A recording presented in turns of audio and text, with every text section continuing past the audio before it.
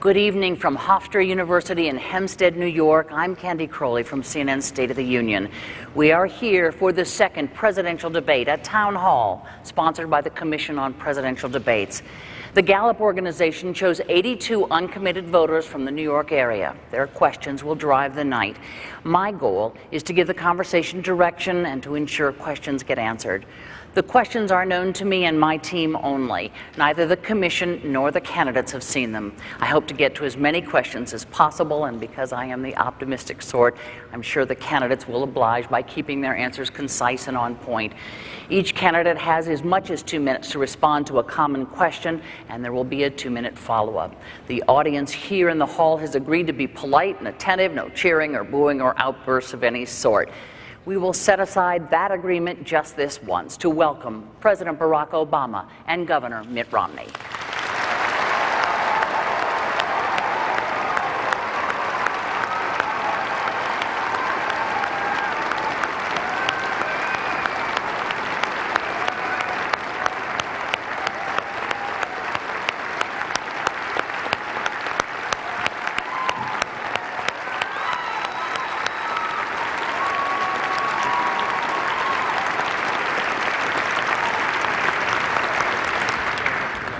Gentlemen, thank you both for joining us here tonight. We have a lot of folks who have been waiting all day to talk to you, so I want to get right to it.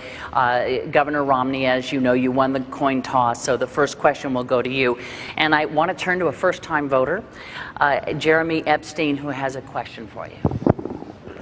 Mr. President, Governor Romney, as a 20-year-old college student, all I hear from professors, neighbors, and others is that when I graduate, I will have little chance to get employment. What can you say to reassure me, but more importantly, my parents, that I will be able to sufficiently support myself after I graduate? Thank you, Jeremy. I appreciate your question, and thank you for being here this evening, and to all of those from Nassau County here that have come, thank you for your time. Thank you to Hofstra University and to Candy Crowley for organizing and leading this event. Thank you, Mr. President, also for being part of this debate. Your question is one that's being asked by college kids all over this country. I was in Pennsylvania with someone who just graduated.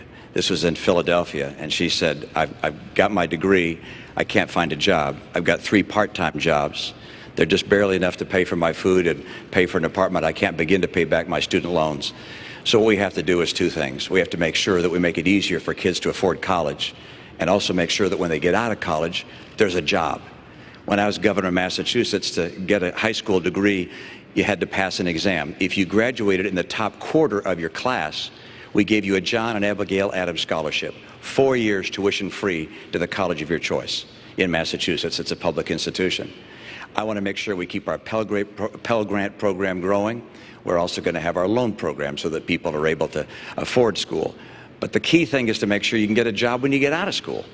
And what's happened over the last 4 years has been very, very hard for America's young people. I want you to be able to get a job. I know what it takes to get this economy going. With half of college kids graduating this year without a job, and without a college-level job, that's just unacceptable. And likewise, you've got more and more debt on your back. So more debt and less jobs. I'm going to change that. I know what it takes to create good jobs again. I know what it takes to make sure that you have the kind of opportunity you deserve. And kids across this country are going to recognize we're bringing back an economy. It's not going to be like the last 4 years. The middle class has been crushed over the last 4 years, and jobs have been too scarce. I know what it takes to bring them back, and I'm going to do that and make sure when you graduate. When do you graduate? 2014. When you come out in 2014, I presume I'm going to be president.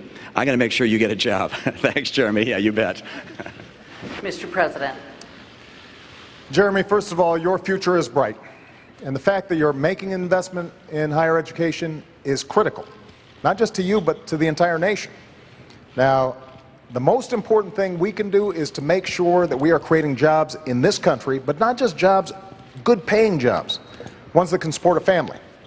And what I want to do is build on the 5 million jobs that we've created over the last 30 months in the private sector alone.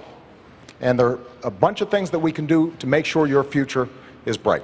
Number 1, I want to build manufacturing jobs in this country again. You know, when Governor Romney said we should let Detroit go bankrupt, I said we're going to bet on American workers and the American auto industry, and it's come surging back. I want to do that in industries, not just in Detroit, but all across the country. And that means we change our tax code, so we're giving incentives to companies that are investing here in the United States and creating jobs here. It also means we're helping them and small businesses to export all around the world in new markets. Number two, we've got to make sure that we have the best education system in the world. And the fact that you're going to college is great, but I want everybody to get a great education. And we've worked hard to make sure that student loans are available for folks like you. But I also want to make sure that community colleges are offering slots for workers to get retrained for the jobs that are out there right now and the jobs of the future. Number three, we've got to control our own energy. You know, not only oil and natural gas, which we've been investing in, but also we've got to make sure we're building the energy sources of the future. Not just thinking about next year, but 10 years from now, 20 years from now. That's why we invest in solar and wind and biofuels, energy-efficient cars. We've got to reduce our deficit, but we've got to do it in a balanced way, asking the wealthy to pay a little bit more along with cuts so that we can invest in education like yours. And let's take the money that we've been spending on war over the last decade to rebuild America. Roads, bridges, schools. We do those things, not only is your future going to be bright, but America's future is going to be bright as well. Let me ask you for a more immediate answer, beginning with Mr. Romney. Just quickly, what can you do? We're looking at a situation where 40% of the unemployed have been unemployed for 6 months or more. They don't have the 2 years that Jeremy has. What about those long-term unemployed who need a job right now? Well, what you're seeing in this country is 23 million people struggling to find a job. And a lot of them, as you say, Candy, have been out of work for a long, long, long time. The president's policies have been exercised over the last 4 years, and they haven't put Americans back to work. We have fewer people working today than we had when the president took office. If the unemployment rate was 7.8% when he took office, it's 7.8% now. But if you calculated that unemployment rate, taking back the people who dropped out of the workforce, it would be 10.7%. We have not made the progress we need to make to put people back to work. That's why I put out a 5-point plan that gets America 12 million new jobs in 4 years and rising take-home pay. It's going to help Jeremy get a job when he comes out of school. It's going to help people across the country that are unemployed right now. And one thing that the president said, which I want to make sure that we understand, he said that I said we should take Detroit bankrupt. And that's right. My plan was to have the company go through bankruptcy like 7-Eleven did at Macy's and at Continental Airlines and come out stronger. And I know he keeps saying, you wanted to take Detroit bankrupt. Well, the president took Detroit bankrupt. You took General Motors bankrupt. You took Chrysler bankrupt. So when you say that I wanted to take the auto industry bankrupt, you actually did. And I think it's important to know that that was a process that was necessary to get those companies back on their feet so they could start hiring more people. That was precisely what I recommended and ultimately what happened. Let me give the president a chance. Go ahead. Candy, what Governor Romney said just isn't true. He wanted to take them into bankruptcy without providing them any way to stay open. And we would have lost 1 million jobs. And that, don't take my word for it, take the executives at GM and Chrysler, some of whom were Republicans, may even support Governor Romney. But they'll tell you his prescription wasn't going to work. And Governor Romney says he's got a 5-point plan. Governor Romney doesn't have a 5-point plan, he has a 1-point plan. And that plan is to make sure that folks at the top play by a different set of rules. That's been his philosophy in the private sector, that's been his philosophy as governor, that's been his philosophy as a presidential candidate. You can make a lot of money and pay lower tax rates than somebody who makes a lot less. You can ship jobs overseas and get tax breaks for it. You can invest in a company, bankrupt it, lay off the workers, strip away their pensions, and you still make money. That's exactly the philosophy that we've seen in place for the last decade. That's what's been squeezing middle-class families. And we have fought back for 4 years to get out of that mess. The last thing we need to do is to go back to the very same policies that got us there. Mr. President, the next question is going to be for you here. And Mr. Romney, Governor Romney, there'll be plenty of chances here to go on, but I want to, we have all these folks. I will let you absolutely. That Detroit answer and the rest of the answer way off the mark. Okay, you certainly will have lots of time here coming up. Because I want to move you on to something that sort of connected to cars here and go over, and we want to get a question from Philip Turcola.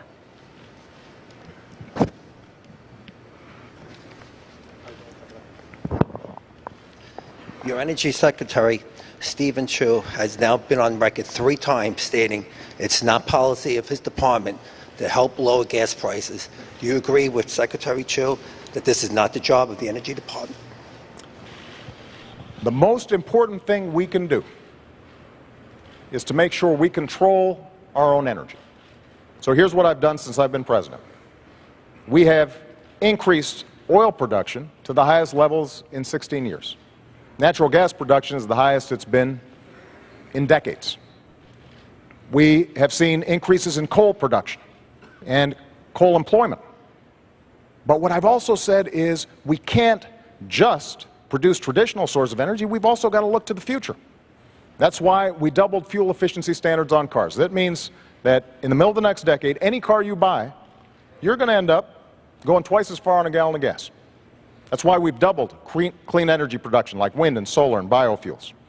And all these things have contributed to us lowering our oil imports to the lowest levels in 16 years. Now, I want to build on that. And that means, yes, we still continue to open up new areas for drilling. We continue to make it a priority for us to go after natural gas. We've got potentially 600,000 jobs and 100 years worth of energy right beneath our feet with natural gas.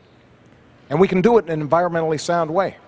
But we've also got to continue to figure out how we have efficient energy, because ultimately that's how we're going to reduce demand, and that's what's going to keep gas prices lower.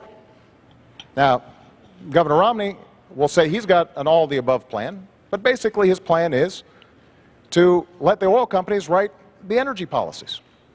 So he's got the oil and gas part, but he doesn't have the clean energy part. And if we are only thinking about tomorrow or the next day and not thinking about 10 years from now, we're not going to control our own economic future. Because China, Germany, they're making these investments. And I'm not going to cede those jobs of the future to those countries. I expect those new energy sources to be built right here in the United States. That's going to help Jeremy get a job. It's also going to make sure that you're not paying as much for gas. Governor, on the subject of gas prices. Well, let's look at the president's policies, all right, as opposed to the rhetoric, because we've had 4 years of policies being played out. And the president's right in terms of the additional oil production, but none of it came on federal land. As a matter of fact, oil production is down 14% this year on federal land, and gas production is down 9%. Why? Because the president cut in half the number of licenses and permits for drilling on federal lands and in federal waters. So where'd the increase come from?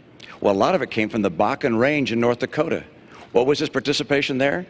The administration brought a criminal action against the people drilling up there for oil, this massive new resource we have. And what was the cause? 20 or 25 birds were killed, and they brought out a Migratory Bird Act to go after them on a criminal basis.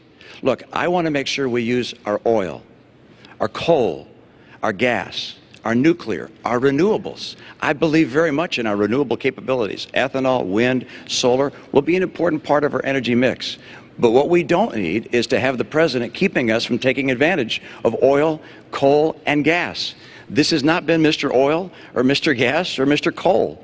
Talk to the people that are working in those industries. I was in coal country. People grab my arms and say, please, save my job.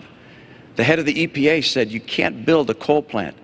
It's virtually impossible given our regulations. When the president ran for office, he said, if you build a coal plant, you can go ahead, but you'll go bankrupt. That's not the right course for America. Let's take advantage of the energy resources we have, as well as the energy sources for the future. And if we do that, if we do what I'm planning on doing, which is getting us energy independent, North America energy independence, within 8 years, you're going to see manufacturing jobs come back because our energy is low cost. They're already beginning to come back because of our abundant energy. I'll get America and North America energy independent. I'll do it by more drilling, more permits and licenses. We're going to bring that pipeline in from Canada. How in the world the president said no to that pipeline, I will never know.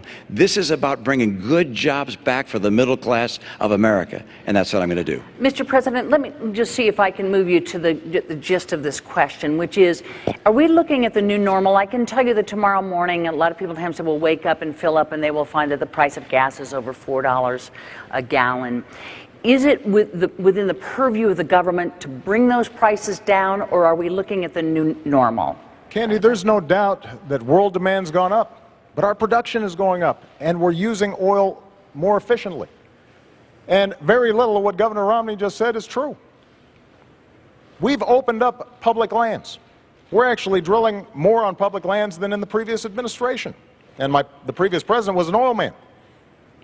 And natural gas isn't just appearing magically. We're encouraging it and working with the industry. And when I hear Governor Romney say he's a big coal guy, I mean, keep in mind, when you were governor of Massachusetts, you stood in front of a coal plant and pointed at it and said, "This plant kills," and took great pride in shutting it down. And now suddenly you're a big champion of coal. So what I've tried to do is be consistent. With respect to something like coal, we made the largest investment in clean coal technology to make sure that even as we're producing more coal, we're producing it cleaner and smarter. Same thing with oil, same thing with natural gas. And the proof is our oil imports are down to the lowest levels in 20 years. Oil production is up, natural gas production is up, and most importantly, we're also starting to build cars that are more efficient. And that's creating jobs. That means those cars can be exported because that's the demand around the world. And it also means that it'll save money in your pocketbook. That's the strategy you need on all of the above strategy, and that's what we're going to do in the next 4 years. But that's not what you've done in the last 4 years. That's the problem. Sure. In the last 4 years, you cut permits and licenses on federal land and federal waters in half. Not true, Governor Romney. So how much did you cut them by? Not true. By how much did you cut them by then? Governor, we have actually produced more oil. No. How much did you cut licenses and permits on federal land and federal waters? Governor Romney, here's what we did. There were a whole bunch of oil companies. I had a question, and the question was, how much did you cut them by? You want me to answer How much did you cut them by? I'm happy to answer the question. All right, and it is? Here's what happened. You had a whole bunch of oil companies who had leases on public lands that they weren't using. So what we said was, you can't just sit on this for 10, 20, 30 years, decide when you want to drill, when you want to produce, when it's most profitable for you. These are public lands. So if you want to drill on public lands, you use it or you lose it. Okay, now and so what we did was take away those leases, and we are now reletting them so that we can actually make a profit. And production on government lands is down. No, it isn't. Production on government land of oil is down 14%. Governor, and production on gas is down 9%. It's just not true. It's absolutely true. Look, there's no question but that the people recognize that we have not produced more oil and gas on federal lands and in federal waters. And coal production is not up. Coal jobs are not up. I was just at a coal facility where some 1,200 people lost their jobs. The right course for America is to have a true all-of-the-above policy. I don't think anyone really believes that you're a person who's going to be pushing for oil and gas and coal. You'll get your chance in a moment. I'm still speaking. Well, and the answer is, I don't believe people think that's the case, because that wasn't a question. Okay. That was a statement. I don't think the American people believe that. I will fight for oil, coal, and natural gas. And the proof of whether a strategy is working or not is what the price is that you're paying at the pump. If you're paying less than you paid a year or two ago, why, then the strategy is working. But you're paying more. When the president took office, the price of gasoline here in Nassau County was about $1.86 a gallon. Now it's $4 a gallon. Price of electricity is up. If the president's energy policies are working, you're going to see the cost of energy come down. I will fight to create more energy in this country to get America energy secure. And part of that is bringing in a pipeline of oil from Canada, taking advantage of the oil and coal we have here, drilling offshore in Alaska, drilling offshore in Virginia where the people want it. Those things will get us the energy we need. Mr. President, could you address, because we did finally get to gas prices here, could you address what the governor said, which is, if your energy policy was working, the price of gasoline would not be $4 a gallon well, here. Think about what the governor just said. He said, when I took office, the price of gasoline was $1.80, $1.86. Why is that? Because the economy was on the verge of collapse. Because we were about to go through the worst recession since the Great Depression, as a consequence of some of the same policies the Governor Romney is now promoting. So it's conceivable that Governor Romney could bring down gas prices, because with his policies, we might be back in that same mess. What I want to do is to create an economy that is strong, and at the same time produce energy. And with respect to this pipeline that Governor Romney keeps on talking about, we've built enough pipeline to wrap around the entire earth once. So I'm all for pipelines, I'm all for oil production. What I'm not for is us ignoring the other half of the equation. So for example, on wind energy, when Governor Romney says these are imaginary jobs, when you've got thousands of people right now in Iowa, right now in Colorado, who are working, creating wind power with good paying manufacturing jobs. And the Republican senator in Iowa is all for it, providing tax credits to help this work. And Governor Romney says, I'm opposed. I'd get rid of it. That's not an energy strategy for the future. And we need to win that future. And I intend to win it as President of the United States. I got to move you along. And the next question is for you. He actually got the first question, so I get the last question, last answer on that one. Actually, in the follow-up, it doesn't quite work like that, but I'm going to give you a chance here. I promise you I'm going to. And the next question is for you. So if you want to, continue on, but I don't want to leave all these guys sitting here. Candy, I don't have a policy of stopping wind jobs in Iowa, and that they're not phantom jobs. They're real jobs. Okay. I appreciate wind jobs in Iowa and across our country. I appreciate the jobs in coal and oil and gas. I'm going to make sure that taking advantage of our energy resources will bring back manufacturing to America. We're going to get through a very aggressive energy policy, 3.5 million more jobs in this country. It's critical to our future. Candy, it's we're going to move you along to I'm used taxes. to being interrupted. All right, we're going to move you both along to taxes over here, and all these folks that have been waiting. Governor, this question is for you. It comes from Mary Polano, sorry. Hello. Hi, Mary. Governor Romney, you have stated that if you're elected president, you would plan to reduce the tax rates for all the tax brackets, and that you would work with the Congress to eliminate some deductions in order to make up for the loss in revenue. Concerning these various deductions, the mortgage deduction, the charitable deductions, the child tax credit, and also the what's that other credit? I forgot. You're doing great. Oh, I remember. The education credits, which are important to me because I have children in college. What would be your position on those things, which are important to the middle class? Thank you very much. And let me tell you, you're absolutely right about part of that, which is I want to bring the rates down. I want to simplify the tax code, and I want to get middle-income taxpayers to have lower taxes. And the reason I want middle-income taxpayers to have lower taxes is because middle-income taxpayers have been buried over the past 4 years. You've seen, as middle-income people in this country, incomes go down $4,300 a family, even as gasoline prices have gone up $2,000.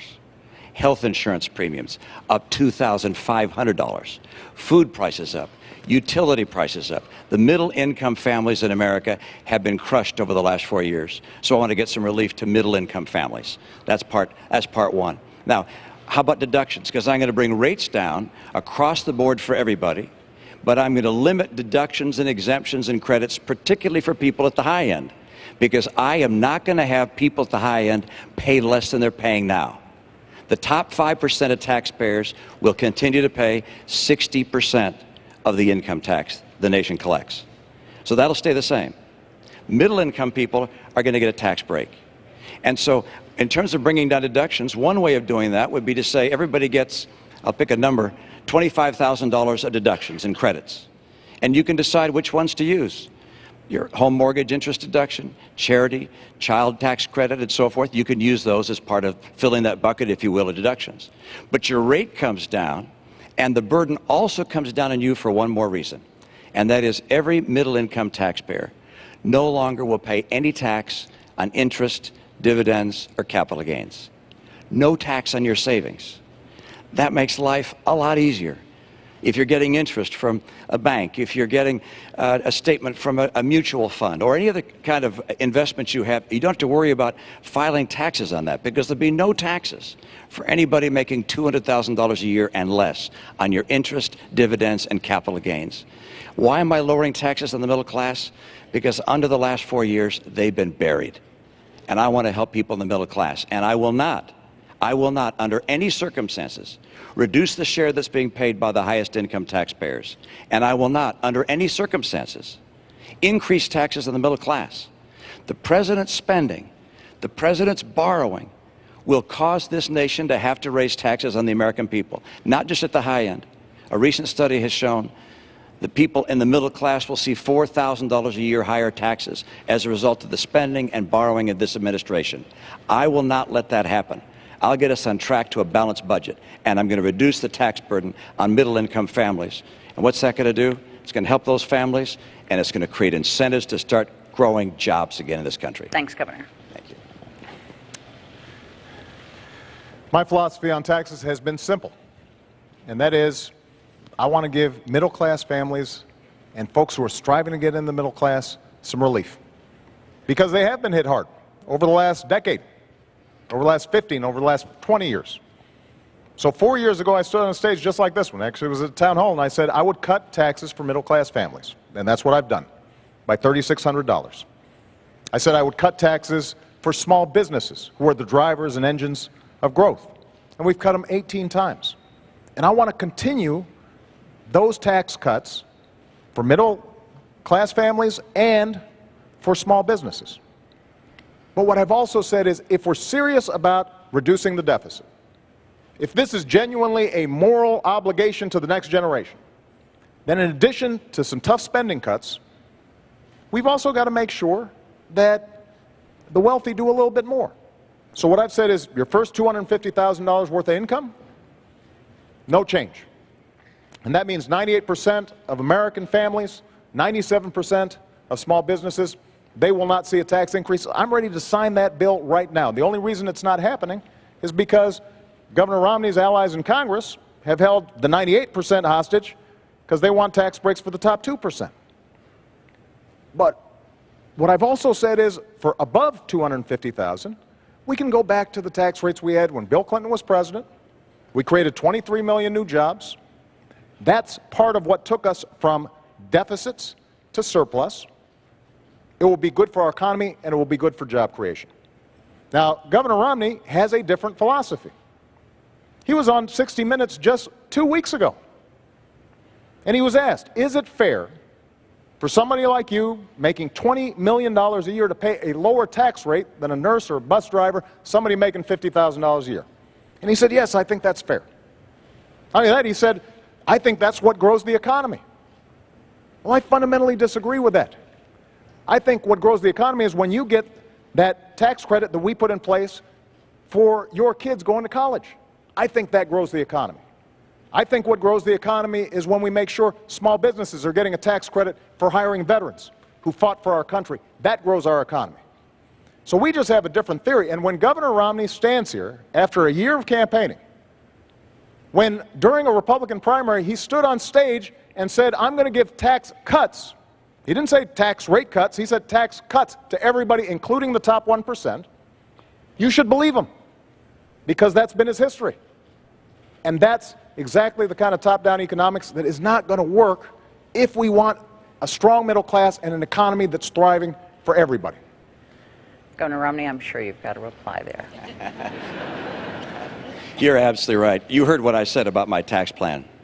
The top 5% will continue to pay 60% as they do today. I'm not looking to cut taxes for wealthy people. I am looking to cut taxes for middle-income people. And why do I want to bring rates down and at the same time lower exemptions and deductions, particularly for people at the high end? Because if you bring rates down, it makes it easier for small business to keep more of their capital and hire people. And for me, this is about jobs. I want to get America's economy going again. 54% of America's workers work in businesses that are taxed as individuals. So when you bring those rates down, those small businesses are able to keep more money and hire more people. For me, I look at what's happened in the last 4 years and say, this has been a disappointment. We can do better than this. We don't have to settle for how many months? 43 months with unemployment above 8%. 23 million Americans struggling to find a good job right now. There are 3.5 million more women living in poverty today than when the president took office. We don't have to live like this. We can get this economy going again. My 5-point plan does it. energy independence for North America in 5 years, opening up more trade, particularly in Latin America, cracking down on China when they cheat, getting us to a balanced budget, fixing our training programs for our workers, and finally championing small business. I want to help small businesses grow and thrive. I know how to make that happen. I spent my life in the private sector. I know why jobs come and why they go. And they're going now because of the policies of this administration. Governor, let me ask the president something about what you just said. The governor says that he is not going to allow the top 5%, I believe is what he said, to have a tax cut, that it will all even out, that what he wants to do is give that tax cut to the middle class. Settled? No, it's not settled. Look, the cost of lowering rates for everybody across the board, 20%, along with what he also wants to do in terms of eliminating the estate tax, along with what he wants to do in terms of corporate changes in the tax code, it costs about $5 trillion. Governor Romney then also wants to spend $2 trillion on additional military programs, even though the military is not asking for them. That's $7 trillion. He also wants to continue the Bush tax cuts for the wealthiest Americans. That's another $1 trillion. That's $8 trillion. Now, what he says is he's going to make sure that this doesn't add to the deficit, and he's going to cut middle-class taxes. But when he's asked, how are you going to do it, which deductions, which loopholes are you going to close, he can't tell you. The fact that he only has to pay 14% on his taxes when a lot of you are paying much higher, you know, he's already taken that off the board. Capital gains are going to continue to be at a low rate, so we're not going to get money that way. We haven't heard from the governor any specifics beyond Big Bird and eliminating funding for Planned Parenthood in terms of how he pays for that. Now, Governor Romney was a very successful investor. If somebody came to you, Governor, with a plan that said, here, I want to spend $7 or $8 trillion, and we're going to pay for it, but we can't tell you until maybe after the election how we're going to do it, you wouldn't have taken such a sketchy deal. And neither should you, the American people, because the math doesn't add up. And what's at stake here is one of two things. Either, Candy, this blows up the deficit, because keep in mind, this is just to pay for the additional spending that he's talking about. $7-8 trillion, that's before we even get to the deficit we already have. Or alternatively, it's got to be paid for not only by closing deductions for wealthy individuals, that'll pay for about 4% reduction in tax rates. You're going to be paying for it. You'll lose some deductions. And you can't buy this sales pitch. Nobody who's looked at it that's serious actually believes it adds up. Mr. President, let me get the governor in on this. And Governor, before we get into a vast array of who says what study says what, if it shouldn't add up, if somehow when you get in there isn't enough tax revenue coming in, if somehow the numbers don't add up, would you be willing to look again at a 20%? Well, of course they add up. I was someone who ran businesses for 25 years and balanced the budget. I ran the Olympics and balanced the budget. I ran the state of Massachusetts as a governor, to the extent any governor does, and balanced the budget all 4 years. When we're talking about math that doesn't add up, how about $4 trillion of deficits over the last 4 years? $5 trillion. That's math that doesn't add up.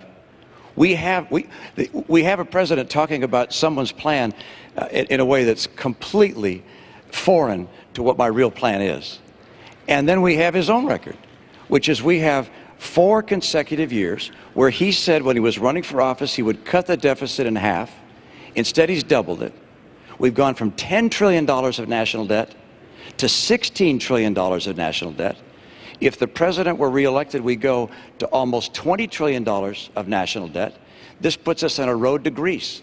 I know what it takes to balance budgets. I've done it my entire life. So, for instance, when he says, yours is a $5 trillion cut, Well, no, it's not, because I'm offsetting some of the reductions, withholding down some of the deductions. And Governor, and- I gotta actually, I I'm need sorry. to have you both And hang I up. told I you- understand yeah. the stakes here. I understand both of you, but I will get run out of And I just town described, if and I I just don't allow described to you, these Mr. people President, to I just get- described to you precisely how I do it, okay. with a single number that people can put, and they can put their deductions and credits Mr. into that President, bucket. we're keeping track, I promise you. And Mr. President, the next question is for Great. you, so stay Looking forward to standing. And it's Catherine Fenton who has a question for you. In what new ways do you intend to rectify the inequalities in the workplace, specifically regarding females making only 72% of what their male counterparts earn? Well, Catherine, this is a great question. And, you know, I was raised by a single mom who had to put herself through school while looking after 2 kids. And she worked hard every day and made a lot of sacrifices to make sure we got everything we needed. And my grandmother, she started off as a secretary in a bank. She never got a college education, even though she was smart as a whip. And she worked her way up to become a vice president of a local bank, but she hit the glass ceiling. She trained people who would end up becoming her bosses during the course of her career. She didn't complain. That's not what you did in that generation. And this is one of the reasons why the first bill I signed was something called the Lilly Ledbetter Bill. And this is named after this amazing woman who had been doing the same job as a man for years, found out that she was getting paid less, and the Supreme Court said that she couldn't bring suit because she should have found out about it earlier. She had no way of finding out about it. So we fixed that. And that's an example of the kind of advocacy that we need, because women are increasingly the breadwinners in the family. This is not just a women's issue. This is a family issue. There's a middle-class issue. And that's why we've got to fight for it. It also means that we've got to make sure that young people like yourself are able to afford a college education. Earlier, Governor Romney talked about he wants to make Pell Grants and other education accessible for young people. Well, the truth of the matter is that that's exactly what we've done. We've expanded Pell Grants for millions of people, including millions of young women all across the country. We did it by taking $60 billion that was going to banks and lenders as middlemen for the student loan program, and we said, let's just cut out the middleman. Let's give the money directly to students. And as a consequence, we've seen millions of young people be able to afford college, and that's going to make sure that young women are going to be able to compete in that marketplace. But we've got to enforce the laws, which is what we are doing, and we've also got to make sure that in every walk of life, we do not tolerate discrimination. That's been one of the hallmarks of my administration. I'm going to continue to push on this issue for the next 4 years. Governor Romney, pay equity for women. Thank you, and important topic, and one which I learned a great deal about, particularly as I was serving as governor of my state, because I had the chance to pull together a cabinet, and all the applicants seemed to be men. And I went to my staff and I said, how come all the people for these jobs are all men? They said, well, these are the people that have the qualifications. And I said, well, gosh, can't we find some women that are also qualified? And so we took a concerted effort to go out and find women who had backgrounds that could be qualified to become members of our cabinet. I went to a number of women's groups and said, can you help us find folks? And they brought us whole binders full of women. I was proud of the fact that after I staffed my cabinet and my senior staff, that the University of New York in Albany did a survey of all 50 states and concluded that mine had more women in senior leadership positions than any other state in America. Now, one of the reasons I was able to get so many good women to be part of that team was because of our recruiting effort, but number two, because I recognized that if you're going to have women in the workforce, that sometimes they need to be more flexible. My chief of staff, for instance, had 2 kids that were still in school. She said, I can't be here until 7 or 8 o'clock at night. I need to be able to get home at 5 o'clock so I can be there for making dinner for my kids and being with them when they get home from school. So he said, fine, let's have a flexible schedule so you can have hours that work for you. We're going to have employers in the new economy, in the economy I'm going to bring to play, that are going to be so anxious to get good workers, they're going to be anxious to hire women. In the last 4 years, women have lost 580,000 jobs. That's the net of what's happened in the last 4 years. We're still down 580,000 jobs. I mentioned 3.5 million women more now in poverty than 4 years ago.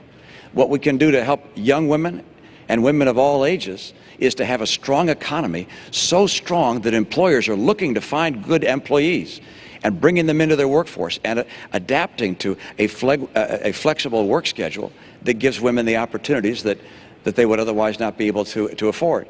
This is what I've done. It's what I look forward to doing, and I know what it takes to make an economy work. And I know what a working economy looks like. And an economy with 7.8% unemployment is not a real strong economy. An economy that has 23 million people looking for work is not a strong economy. An economy with 50% of kids graduating from college that can't find a job or a college-level job, that's not what we have to have. I'm going to help women in America get good work by getting a stronger economy and by supporting women in the workforce. Mr. President, why don't you get in on this quickly, please? Catherine, I just want to point out that when Governor Romney's campaign was asked about the Lilly Ledbetter bill, whether he supported it, he said, "I'll get back to you." And that's not the kind of advocacy that women need in any economy. Now, there's some other issues that have a bearing on how women succeed in the workplace. For example, their health care. Now, a major difference in this campaign is that Governor Romney feels comfortable having politicians in Washington decide the health care choices that women are making. I think that's a mistake.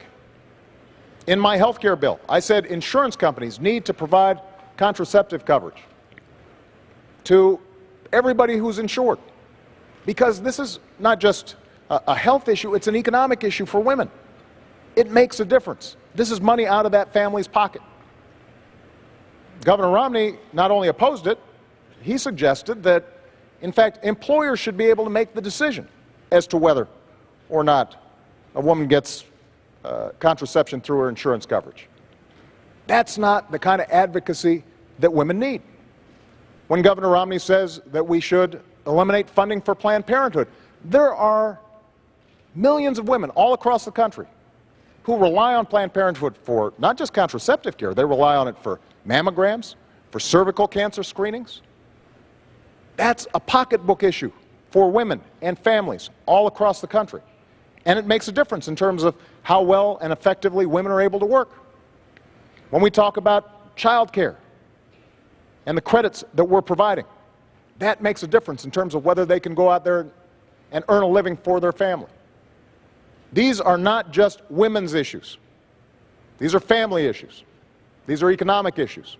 And one of the things that makes us grow as an economy is when everybody participates and women are getting the same fair deal as men are. And I've got two daughters, and I want to make sure that they have the same opportunities that anybody's sons have.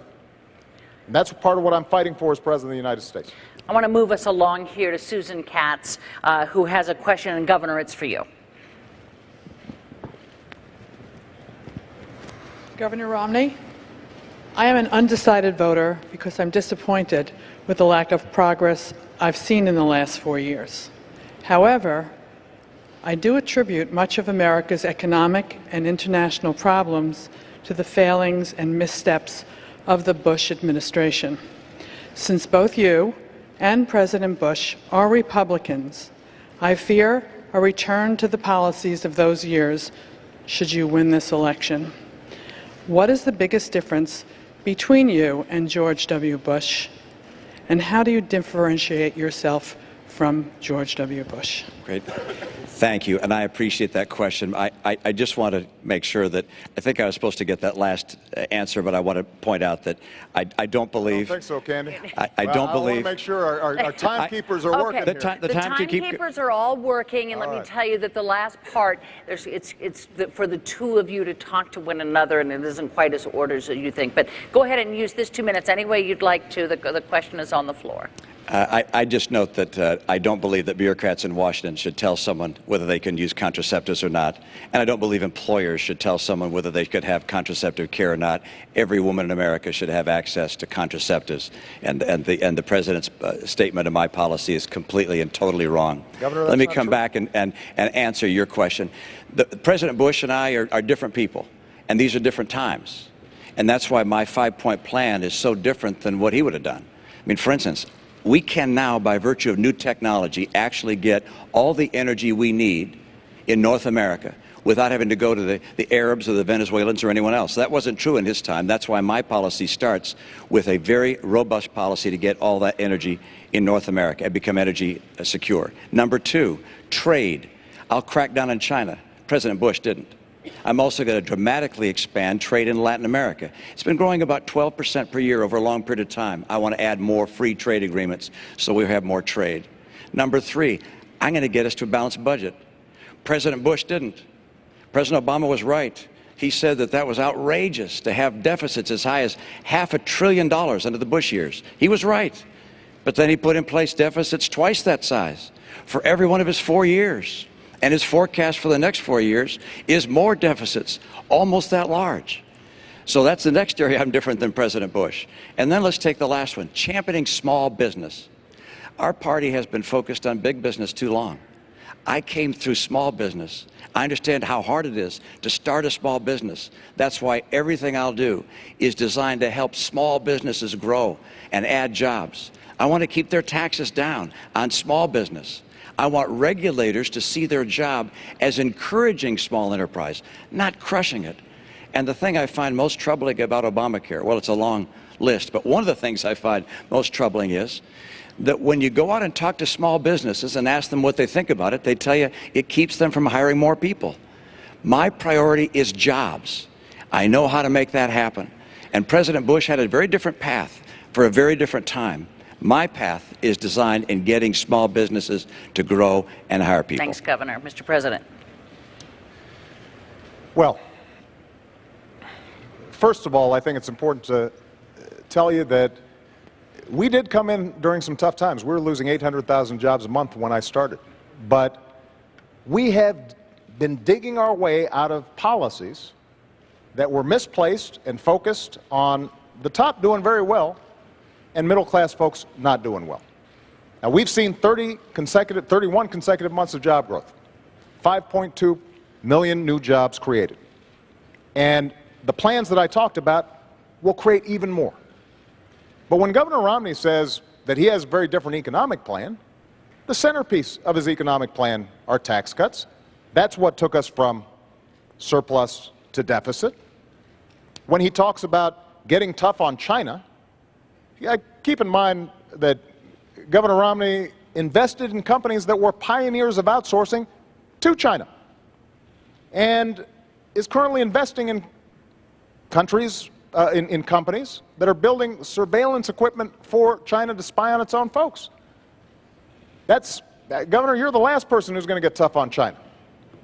And what we've done when it comes to trade is not only sign 3 trade deals to open up new markets, but we've also set up a task force for trade that goes after anybody who is taking advantage of American workers or businesses and not creating a level playing field. We've brought twice as many cases against unfair trading practices than the previous administration, and we've won every single one that's been decided.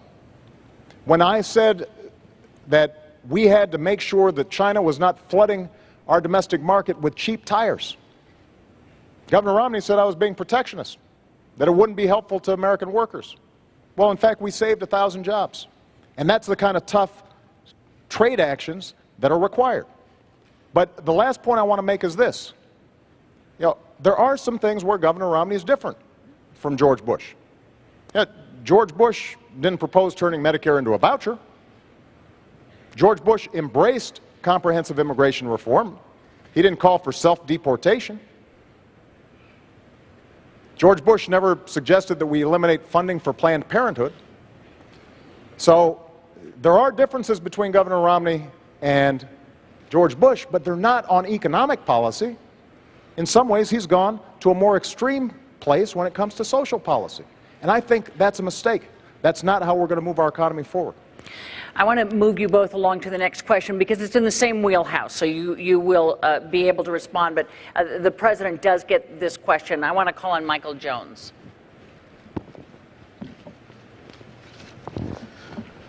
Mr. President, I voted for you in 2008. What have you done or accomplished to earn my vote in 2012? I'm not that optimistic as I was in 2012. Most things I need for everyday living are very expensive. Well, we've gone through a tough 4 years. There's no doubt about it. But 4 years ago, I told the American people, and I told you, I would cut taxes for middle-class families. And I did. I told you I'd cut taxes for small businesses, and I have. I said that I'd end the war in Iraq, and I did. I said we'd refocus attention on those who actually attacked us on 9/11. And we have gone after al-Qaeda's leadership like never before, and Osama bin Laden is dead. I said that we would put in place health care reform to make sure that insurance companies can't jerk you around, and if you don't have health insurance, that you'd have a chance to get affordable insurance. And I have. I committed that I would rein in the excesses of Wall Street, and we passed the toughest Wall Street reforms since the 1930s.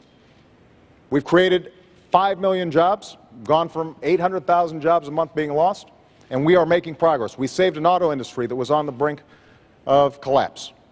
Now, does that mean you're not struggling? Absolutely not. A lot of us are.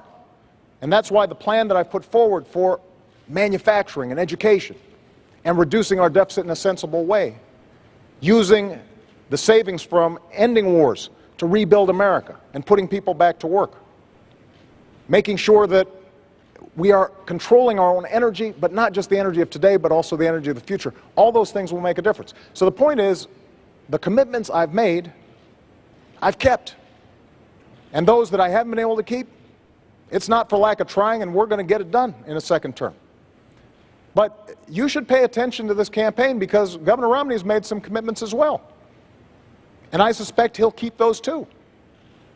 You know, when members of the Republican Congress say we're going to sign a no-tax pledge so that we don't ask a dime from millionaires and billions to reduce our deficit so we can still invest in education and helping kids go to college, he said, me too.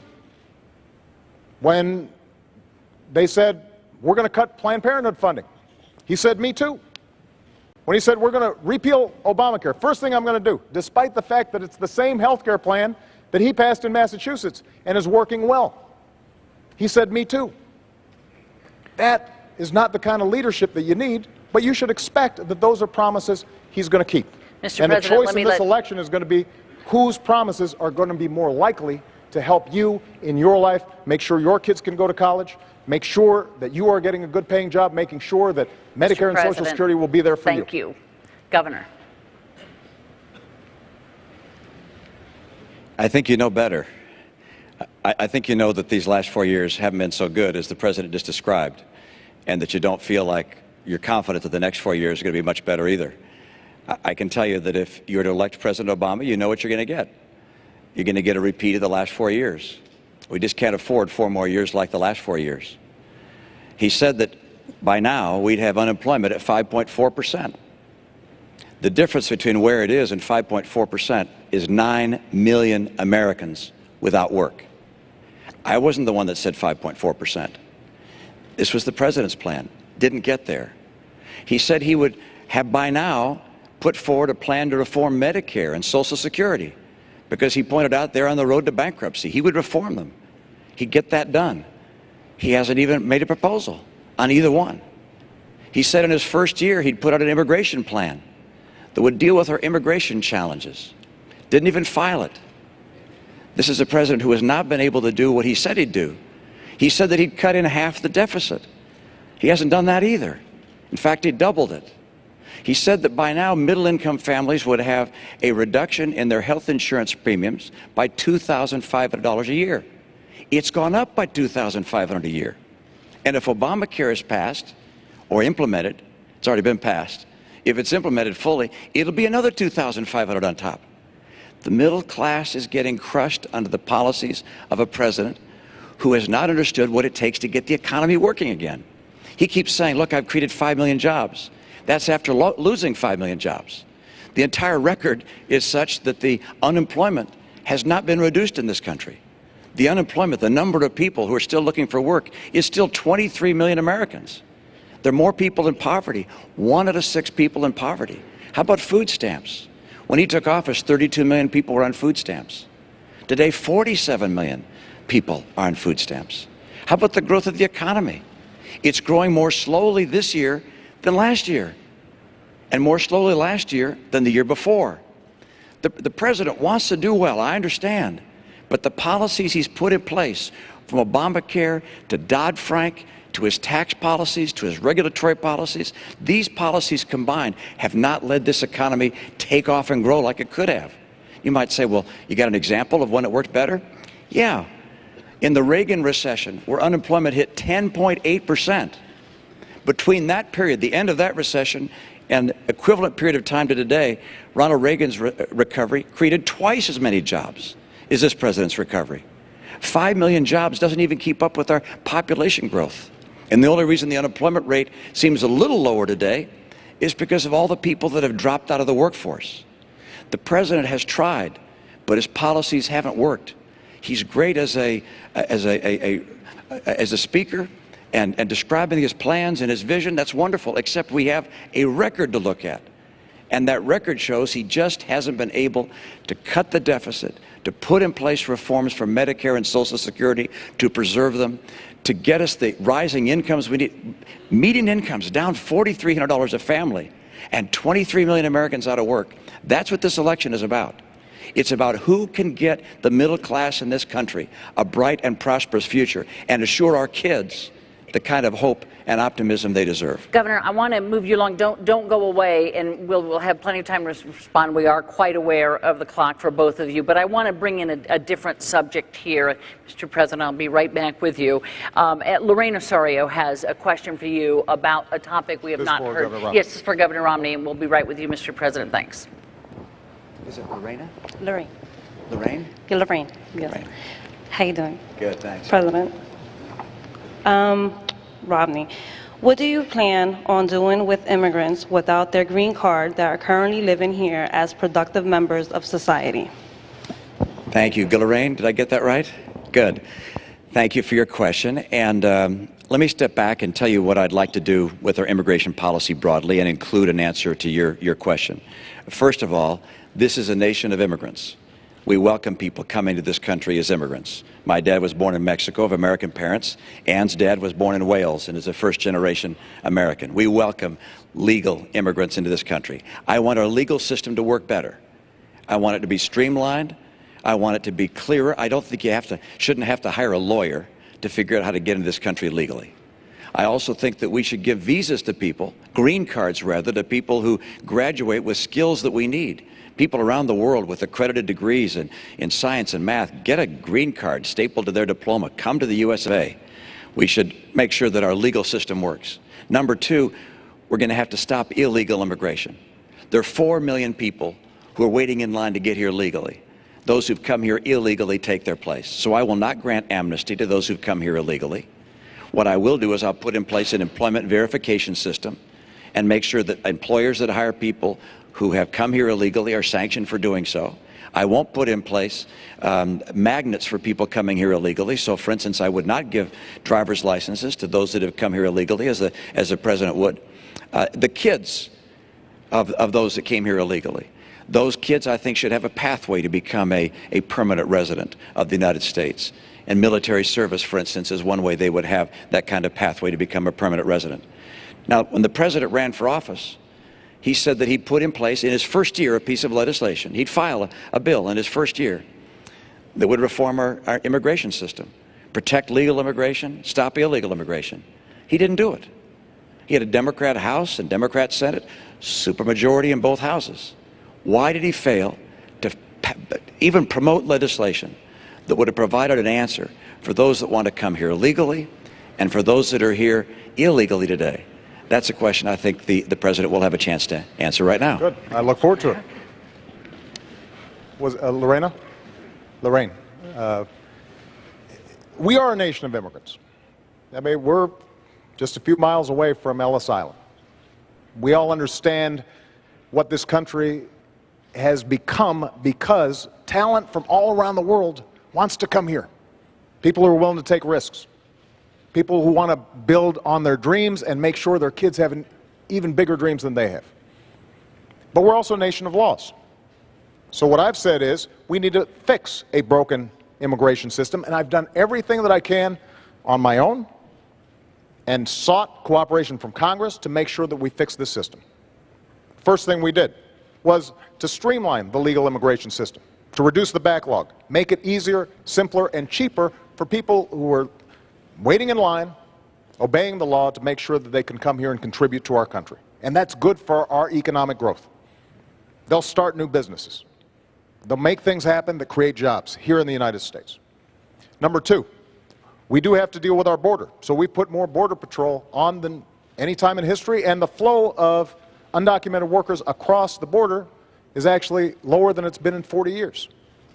What I've also said is, if we're going to go after folks who are here illegally, we should do it smartly and go after folks who are criminals, gangbangers, people who are hurting the community, not after students, not after folks who are here just because they're trying to figure out how to feed their families. And that's what we've done. And what I've also said is, for young people who come here, brought here oftentimes by their parents, have gone to school here, pledged allegiance to the flag, think of this as their country, understand themselves as Americans in every way except having papers, then we should make sure that we give them a pathway to citizenship.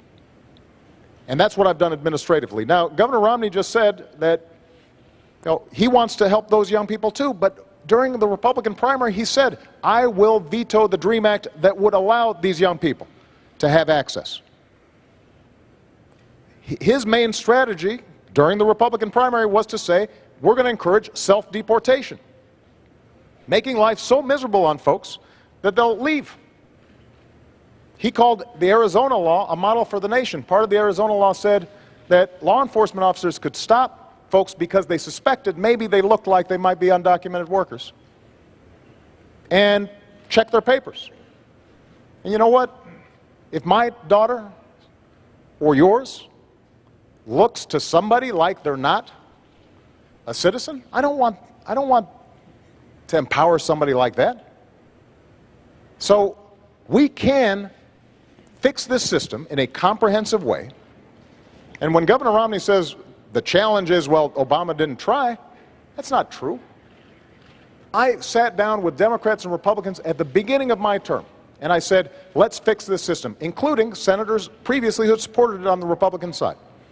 But it's very hard for Republicans in Congress to support comprehensive immigration reform if their standard bearer has said that this is not something I'm interested in supporting.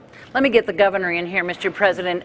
Let's speak to, if you could, Governor, the idea of self-deportation. Let me go back and speak to the points that the president made, and let's get them correct. I did not say that the Arizona law was a model for the nation in that aspect. I said that the E-Verify portion of the Arizona law, which is the portion of the law which says that employers could be able to determine whether someone is here illegally or not illegally, that was a model for the nation. That's number one. Number two, I asked the president a question I think Hispanics and immigrants all over the nation have asked. He was asked this on Univision the other day. Why, when you said you'd file legislation in your first year, didn't you do it? And he didn't answer. He doesn't answer that question. He said the standard bearer wasn't for it. I'm glad you thought I was a standard bearer 4 years ago, but I wasn't. 4 years ago, you said in your first year you would file legislation. In his first year, I was licking my wounds from having been beaten by John McCain. All right, I was not the standard bearer. My view is that this president should have honored his promise to do as he said. Now, let me mention one other thing, and that is self-deportation says let people make their own choice. What I was saying is we're not going to round up 12 million people, undocumented, illegals, and take them out of the nation. Instead, let people make their own choice. And if they find that they can't get the benefits here that they want, and they can't find the job they want, then they'll make a decision to go a place where they have better opportunities. But I'm not in favor of rounding up people and taking them out of this country. I am in favor, as the President has said, and I agree with him, which is that if people have committed crimes, we've got to get them out of this country.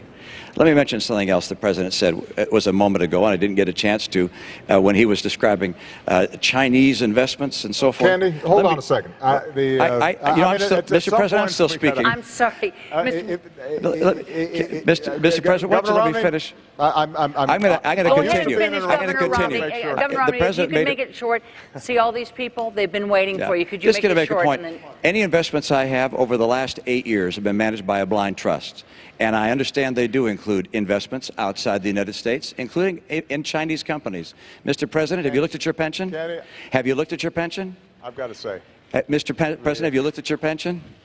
You know, I don't look at my pension. It's not as big as yours, so it doesn't take as long. Let me give you some. Let me give you some advice. I don't check it that often. Let me give you some advice. Look at your pension. You also have investments in Chinese companies. Yeah. You also have investments outside the United States. Yeah. You also have investments through a Cayman's trust. And we're sort of way off topic Mr. here, President, Governor Romney. We're a little off topic. Completely off the immigration. I thought we were talking about immigration. And we were. I came back to what you spoke about. I do want to make sure. If I could have you sit down, Governor Romney, thank you. I do want to make sure that we just understand something. Governor Romney says he wasn't referring to Arizona as a model for the nation. His top advisor on immigration is the guy who designed the Arizona law, the entirety of it, not E-Verify, the whole thing. That's his policy, and it's a bad policy, and it won't help us grow. Look, when we think about immigration, we have to understand there are folks all around the world who still see America as the land of promise. And they provide us energy, and they provide us innovation, and they start companies like Intel and Google, and we want to encourage that. Now, we've got to make sure that we do it in a smart way, in a comprehensive way, and we make the legal system better. But when we make this into a divisive political issue, and when we don't have bipartisan support, I can deliver, Governor, a whole bunch of Democrats to get comprehensive immigration reform done, and I'll get it done. First year. We have not seen Mr. President, let me move you on serious here, about please. this issue at all. Mr. And it's President. time for them to get serious on it. This Don't used to go be a away, bipartisan though. issue. Right. Don't go away, because I'm here. I want you to talk to Carrie Lotka, who wants to switch a topic for us. Okay. Hi, Karen. Good evening, Mr. President. I'm sorry, what's your name? It's Kerry Latka. Great to see you. This question actually comes from a brain trust of my friends at Global Telecom Supply in Mineola yesterday. We were sitting around talking about Libya, and we were reading and became aware of reports that the State Department refused extra security for our embassy in Benghazi, Libya, prior to the attacks that killed 4 Americans. Who was it that denied enhanced security, and why? Well, let me first of all talk about our diplomats, because they serve all around the world and do an incredible job in a very dangerous situation. And these aren't just representatives of the United States, they're my representatives.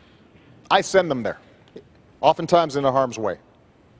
I know these folks, and I know their families. So nobody's more concerned about their safety and security than I am. So as soon as we found out that the Benghazi consulate was being overrun, I was on the phone with my national security team, and I gave them 3 instructions. Number 1, beef up our security and procedures, not just in Libya, but in every embassy and consulate in the region. Number 2, investigate exactly what happened, regardless of where the facts lead us, to make sure that folks are held accountable and it doesn't happen again. And number 3, we are going to find out who did this, and we're going to hunt them down. Because one of the things that I've said throughout my presidency is, when folks mess with Americans, we go after them. Now, Governor Romney had a very different response. While we were still dealing with our diplomats being threatened, Governor Romney put out a press release trying to make political points. And that's not how a commander-in-chief operates. You don't turn national security into a political issue. Certainly not right when it's happening. And not everybody agrees with some of the decisions I've made. But when it comes to our national security, I mean what I say. I said I'd end the war in Libya, in Iraq, and I did. I said that we'd go after al-Qaeda and bin Laden. We have. I said we transition out of Afghanistan and start making sure that Afghans are responsible for their own security. That's what I'm doing. And when it comes to this issue, when I say that we are going to find out exactly what happened, everybody will be held accountable, and I am ultimately responsible for what's taking place there, because these are my folks, and I'm the one who has to greet those coffins when they come home. You know that I mean what I say. Mr. President, I've got to move us along. Governor? Thank you, Carrie, for your question. It's an important one. And I think the President just said correctly that the buck does stop at his desk, and he takes responsibility for that, for the failure in providing those security resources, and those terrible things may well happen from time to time. I feel very deeply sympathetic for the families of those who lost loved ones. And today there's a memorial service for one of those that was lost in this tragedy. We think of their families and care for them deeply. There were other issues associated with this tragedy. There were many days that passed before we knew whether this was a spontaneous demonstration or actually whether it was a terrorist attack. And there was no demonstration involved. It was a terrorist attack. And it took a long time for that to be told to the American people. Whether there was some misleading or instead whether we just didn't know what happened, I think you have to ask yourself, why didn't we know 5 days later when the ambassador to the United Nations went on TV to say that this was a demonstration? How could we have not known? But I find more troubling than this, that on the day following the assassination of a United States ambassador, the first time that's happened since 1979, when we have 4 Americans killed there, when apparently we didn't know what happened, that the President, the day after that happened, flies to Las Vegas for a political fundraiser, then the next day to Colorado for another event, another political event. I think these actions taken by a president and a leader have symbolic significance, and perhaps even material significance, in that you'd hope that during that time we could call in the people who were actually eyewitnesses. We've read their accounts now about what happened. It was very clear this was not a demonstration. This was an attack by terrorists. And this calls into question the president's whole policy in the Middle East. Look what's happening in Syria, in Egypt, now in Libya. Consider the distance between ourselves and Israel. The president said that he was going to put daylight between us and Israel. We have Iran 4 years closer to a nuclear bomb. Syria is not just the tragedy of 30,000 civilians being killed by a military, but also a strategically significant player for America. The president's policies throughout the Middle East began with an apology tour and pursue a strategy of leading from behind. And this strategy is unraveling before our very eyes. Because we're closing in, I want to still get a lot of people in. I want to ask you something, Mr. President, and then have the governor just quickly. Your Secretary of State, as I'm sure you know, has said that she takes full responsibility for the attack on the diplomatic mission in Benghazi. Does the buck stop with your Secretary of State as far as what went on here? No. Secretary Clinton has done an extraordinary job, but she works for me. I'm the president, and I'm always responsible. And that's why nobody's more interested in finding out exactly what happened than I did. The day after the attack, Governor, I stood in the Rose Garden and I told the American people and the world that we were going to find out exactly what happened, that this was an act of terror, and I also said that we're going to hunt down those who committed this crime. And then a few days later, I was there greeting the caskets coming into Andrews Air Force Base and grieving with the families. And the suggestion that anybody in my team, whether the Secretary of State, our UN ambassador, anybody on my team would play politics or mislead when we've lost 4 of our own, Governor, is offensive. That's not what we do. That's not what I do as president. That's not what I do as commander-in-chief. Governor, if you want to reply just quickly to this, please. I certainly do. I think it's interesting. The president just said something which is that on the day after the attack, he went to the Rose Garden and said that this was an act of terror. That's what I said. You said in the Rose Garden, the day after the attack, it was an act of terror. It was not a spontaneous demonstration. Is that what you're saying? Please proceed, Governor. I want to make sure we get that for the record, because it took the president 14 days before he called the attack in Benghazi an act of terror. Get the transcript. He did, in fact, sir. So let me call it an act of terror. Can you say that a little louder, Candy? He did call it an act of terror. It did as well take 2 weeks or so for the whole idea of there being a riot out there about this tape to come out. You're correct about that. The administration indicated that this was a reaction to a video and was a spontaneous reaction. They did. It took them a long time to say this was a terrorist act by a terrorist group. And to suggest, am I incorrect in that regard? On Sunday, your secretary, the ambassador to the United Nations, one of the Sunday television shows, and spoke about how this was a spontaneous reaction. I'm happy to have a longer conversation about foreign policy. Absolutely, but I want to move you on, and also people can go to the transcripts. I just want to make sure that all these wonderful folks are going to have a chance to get some of their questions answered. Because what I want to do, Mr. President, stand there for a second, because I want to introduce you to Nina Gonzalez, who brought up a question that we hear a lot, both over the internet and from this crowd.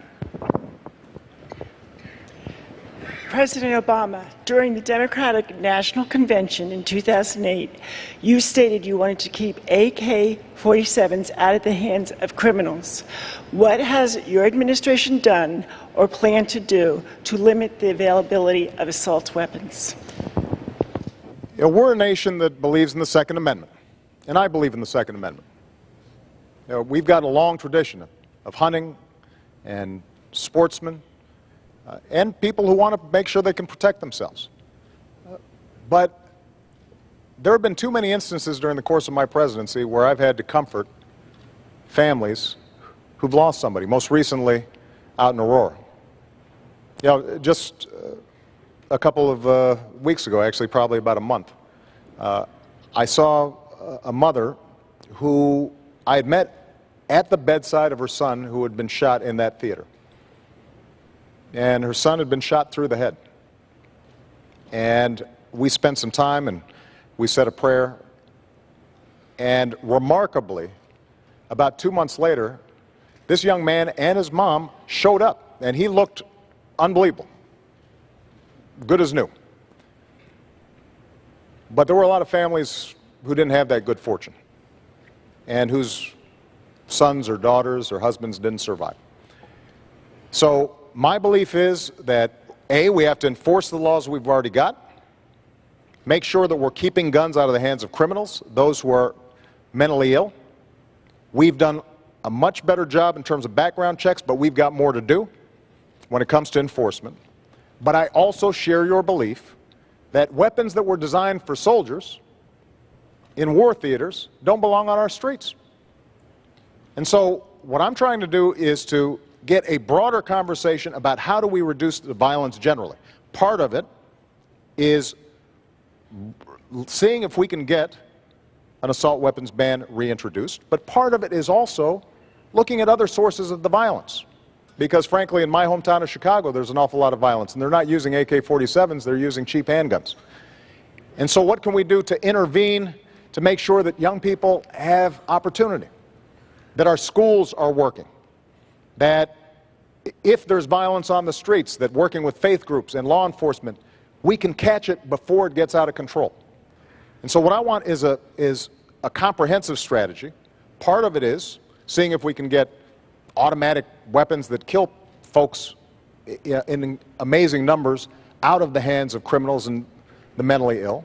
But part of it is also going deeper and seeing if we can get into these communities and making sure we catch violent impulses before they occur. Governor Romney, the question is about assault weapons, AK-47s.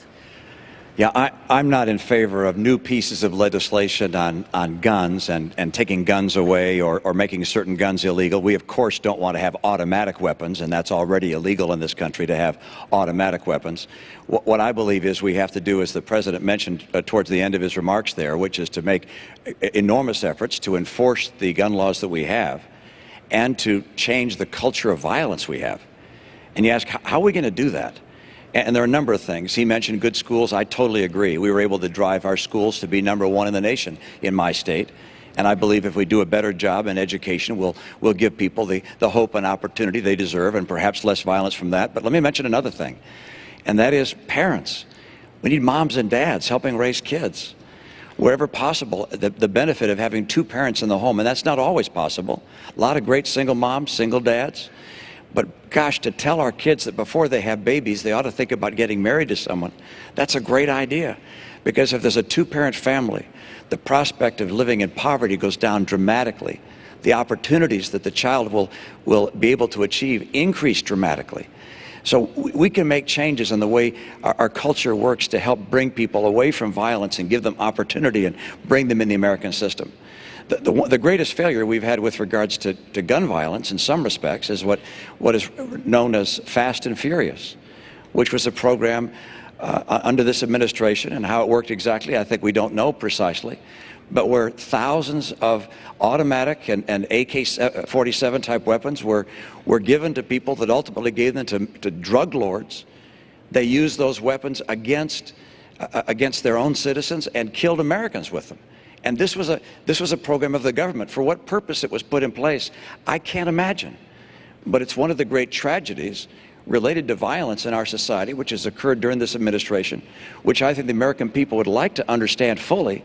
It's been investigated to a degree, but the administration has carried out executive privilege to prevent all the information from coming out. I'd like to understand who it was that did this, what the idea was behind it, why it led to the violence. Thousands of guns going to Mexican drug lords. Governor, if I could, the question was about these assault weapons that once were banned and are no longer banned. I know that you signed an assault weapons ban when you were in Massachusetts. Obviously, with this question, you no longer do support that. Why is that, given the kind of violence that we see sometimes with these mass killings? Why is that you've changed your mind? Well, Candy, actually, in my state, the pro-gun folks and the anti-gun folks came together and put together a piece of legislation. And it's referred to as an assault weapon ban, but it had, at the signing of the bill, both the pro-gun and the anti-gun people came together because it provided opportunities for both that both wanted. There were hunting opportunities, for instance, that hadn't previously been available and so forth. So it was a mutually agreed upon piece of legislation. That's what we need more of, Candy. What we have right now in Washington is a place that's gridlocked.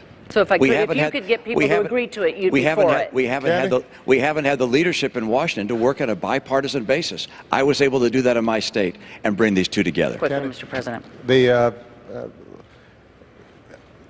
First of all, I think Governor Romney was for an assault weapons ban before he was against it.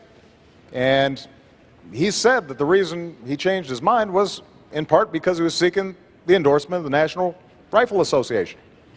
So that's on the record. But I think that one area we agree on is the importance of parents and the importance of schools. Because I do believe that if our young people have opportunity, then they're less likely to engage in these kinds of violent acts. We're not going to eliminate everybody who is mentally disturbed, and we've got to make sure that they don't get weapons, but we can make a difference in terms of ensuring that every young person in America, regardless of where they come from, what they look like, have a chance to succeed.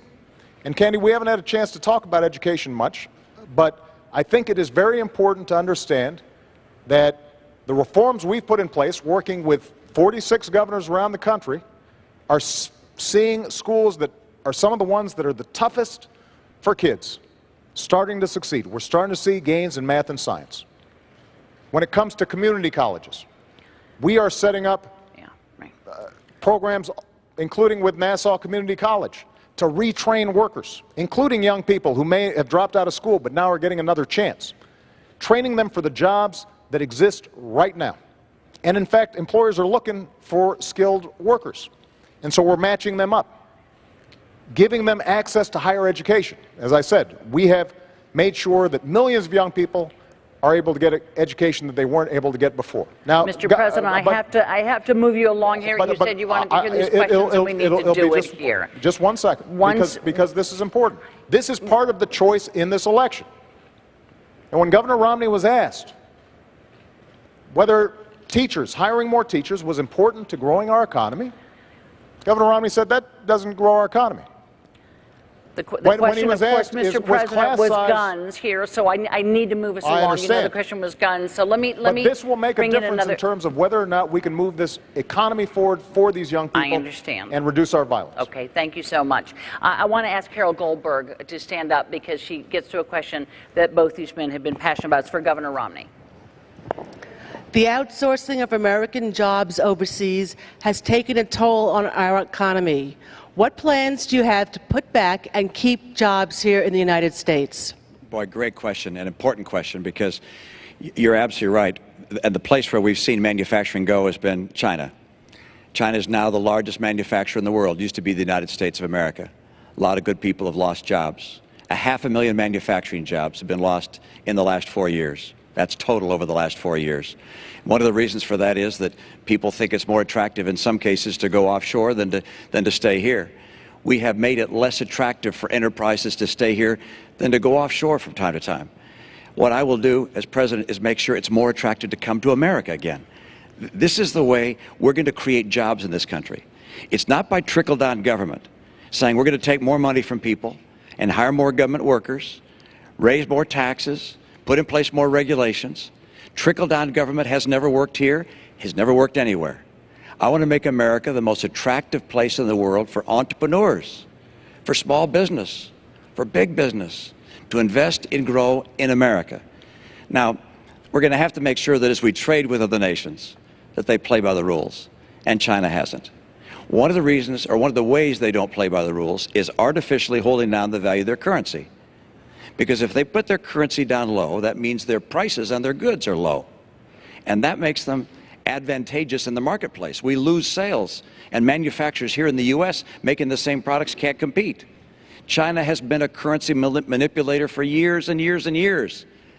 And the president has a regular opportunity to label them as a currency manipulator, but refuses to do so. On day one, I will label China a currency manipulator, which will allow me as president to be able to put in place, if necessary, tariffs where I believe that they are taking unfair advantage of our manufacturers. So we're going to make sure that people we trade with around the world play by the rules. But let me not just stop there. Don't forget, what's key to bringing back jobs here is not just finding someone else to punish. And I'm going to be strict with people who we trade with to make sure they follow the law and play by the rules. But it's also to make America the most attractive place in the world for businesses of all kinds. That's why I want to bring down the tax rates on small employers, big employers, so they want to be here. Canada's tax rate on companies is now 15%. Ours is 35%. So if you're starting a business, where would you rather start it? We have to be competitive if we're going to create more jobs here. Regulations have quadrupled. The rate of regulations quadrupled under this president. I talk to small businesses across the country. They say, we feel like we're under attack from our own government. I want to make sure that regulators see their job as encouraging small business, not crushing it. And there's no question but that Obamacare has been an extraordinary deterrent to enterprises of all kinds hiring people. My priority is making sure that we get more people hired.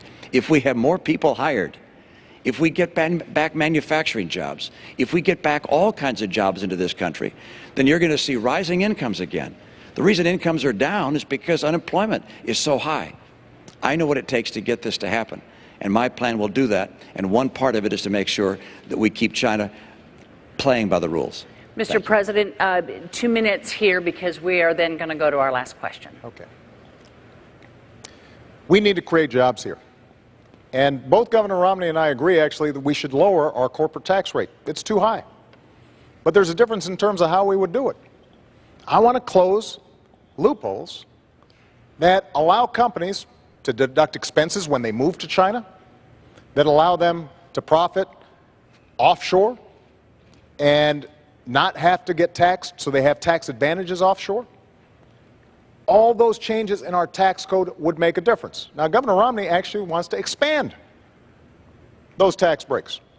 One of his big ideas when it comes to corporate tax reform would be to say, if you invest overseas, you make profits overseas, you don't have to pay U.S. taxes.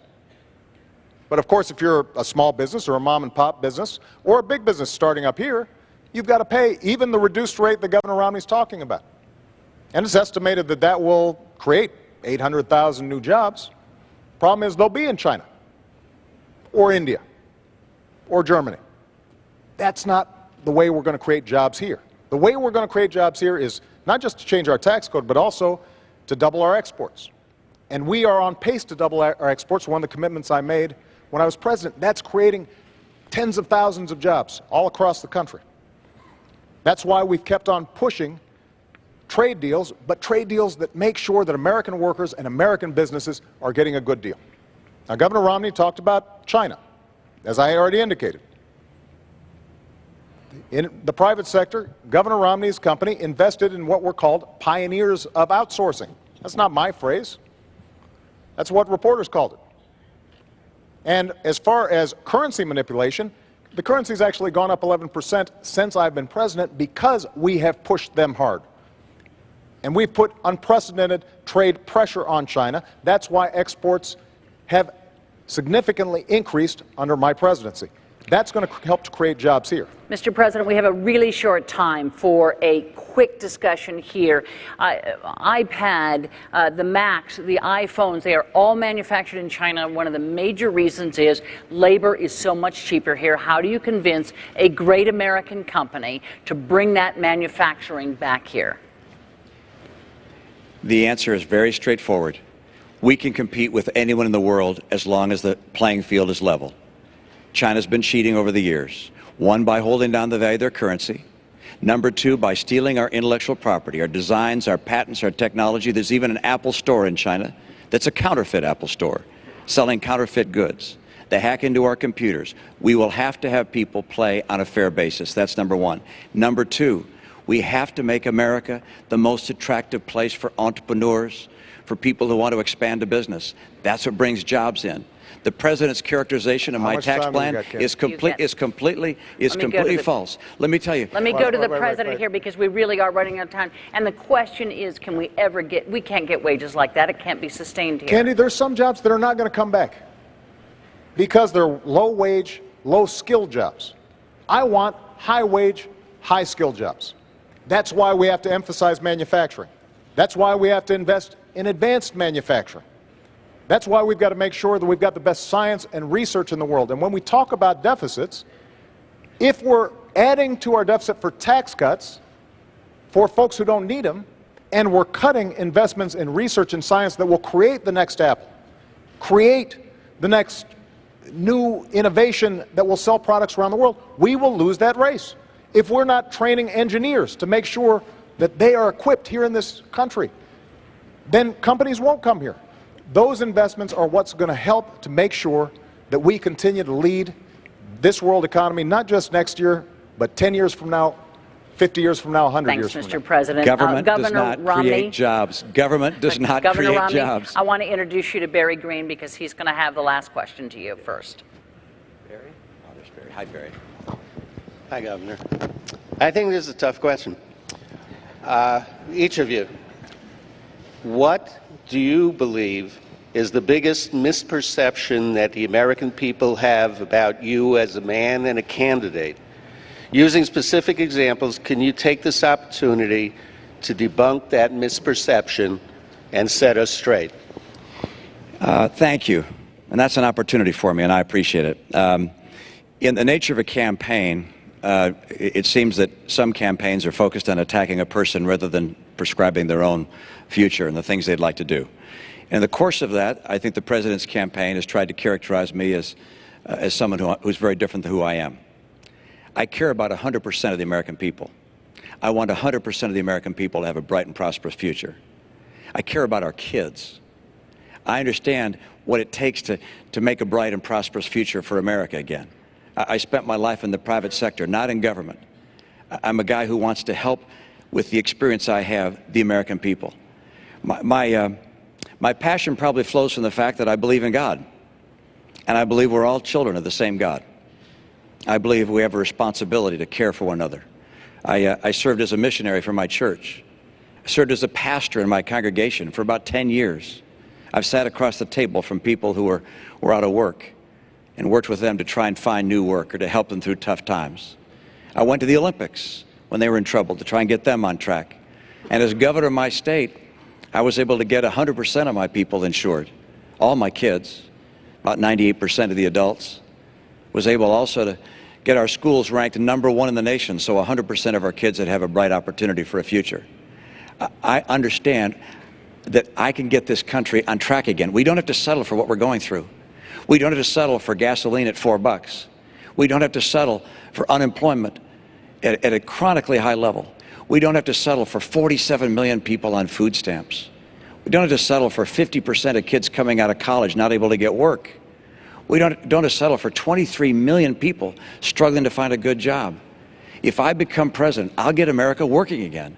I will get us on track to a balanced budget. The president hasn't. I will. I'll make sure we can reform Medicare and Social Security to preserve them for coming generations. The president said he would. He didn't. Governor. I'll get our incomes up. And by the way, I've done these things. I served as governor and showed I could get them done. Mr. President, last 2 minutes belong to you. Barry, I think a lot of this campaign, maybe over the last 4 years, has been devoted to this notion that I think government creates jobs, that somehow is the answer. That's not what I believe. I believe that the free enterprise system is the greatest engine of prosperity the world's ever known. I believe in self-reliance and individual initiative and risk takers being rewarded. But I also believe that everybody should have a fair shot. And everybody should do their fair share. And everybody should play by the same rules. Because that's how our economy has grown. That's how we built the world's greatest middle class. And that is part of what's at stake in this election. There's a fundamentally different vision about how we move our country forward. I believe Governor Romney is a good man. Loves his family, cares about his faith. But I also believe that when he said behind closed doors that 47% of the country consider themselves victims who refuse personal responsibility, think about who he was talking about. Folks on Social Security who've worked all their lives. Veterans who've sacrificed for this country. Students who are out there trying to hopefully advance their own dreams, but also this country's dreams. Soldiers who are overseas fighting for us right now. People who are working hard every day, paying payroll tax, gas taxes, but don't make enough income. And I want to fight for them. That's what I've been doing for the last 4 years, because if they succeed, I believe the country succeeds. And when my grandfather fought in World War II and he came back and he got a GI Bill and that allowed him to go to college, that wasn't a handout. That was something that advanced the entire country. And I want to make sure that the next generation has those same opportunities. That's why I'm asking for your vote, and that's why I'm asking for another 4 years. President Obama, Governor Romney, thank you for being here tonight. On that note, we have come to an end of this town hall debate. Our thanks to the participants for their time and to the people of Hofstra University for their hospitality. The next and final debate takes place Monday night at Lynn University in Boca Raton, Florida. Don't forget to watch. Election Day is 3 weeks from today. Don't forget to vote. Good night.